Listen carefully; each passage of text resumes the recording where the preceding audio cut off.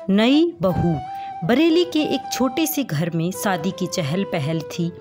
माँ नई बहू के स्वागत की तैयारी में लगी थी।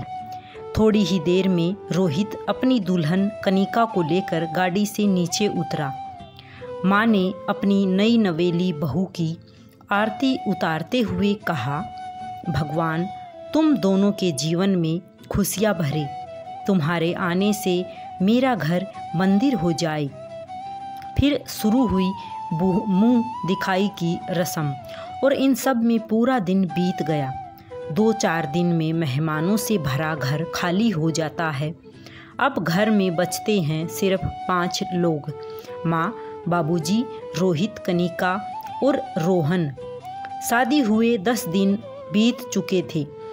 एक दोपहर रोहित कनिका से कहता है, सोच रहा हूँ कि ऑफिस ज्वाइन कर लूँ। कनिका तुरंत बिस्तर से उठकर बैठ जाती है। क्या हम हनीमून पर नहीं जा रहे हैं? रोहित ने जवाब दिया, अभी शादी में बहुत खर्चा हो गया है, आने वाले 1-2 महीने में जाते हैं न? कनिका ने पूछा, पक्का? रोहित ने जवाब दिया, हाँ पक्का। अगले दिन रोहित ऑफिस के लिए निकल जाता है। शाम को रोहित घर पहुंचा तो देखा कि माँ, बाबूजी और रोहन कनिका के साथ टीवी देख रहे थे। माँ कनिका से कहती है, लो बहू, आ गए हमारे नवाबजादे। थोड़े समय में डिनर करने के लिए परिवार के सभी सदस्य बैठते हैं। बाबू ने रोहित से कहा, अब तुम्हारी शादी हो गई, रोहन को लेकर हमें कोई चिंता नहीं है। तुम उसकी पढ़ाई देख ही रहे हो। सिर्फ एक इच्छा है, वैकुंठ जाने से पहले मैं और तुम्हारी माँ हरिद्वार जाना चाहते हैं। बिल्कुल बाबूजी, मैं आप लोगों की यह इच्छा पूरी करूँगा।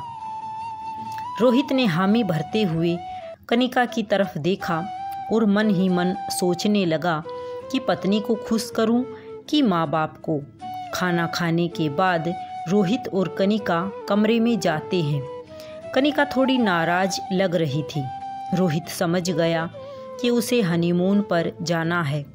अगली सुबह वह बाबूजी से कह देता है कि मैं पहले कनिका को हनीमून पर ले जाऊंगा, उसके बाद आप लोग हरिद्वार जाना।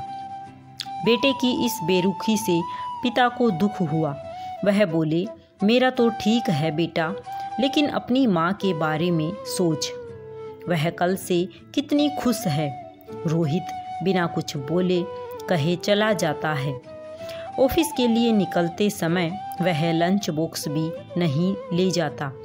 कनिका को ये बात और खराब लगती है।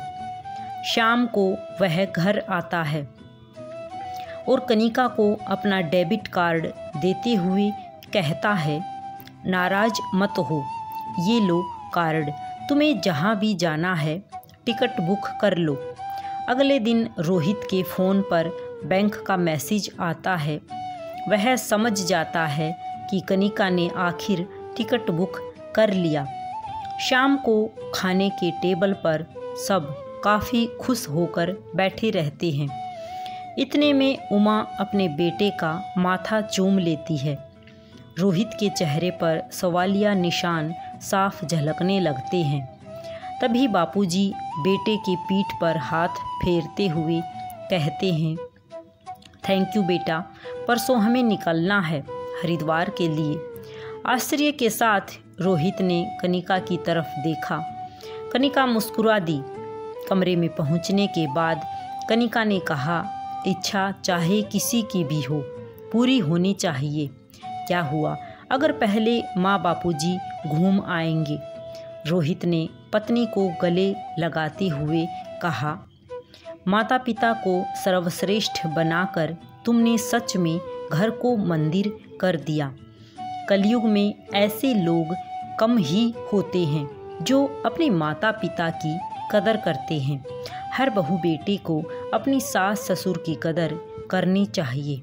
सभी को राधे राधे, सभी को प्यार भरी जय श्री कृष्णा।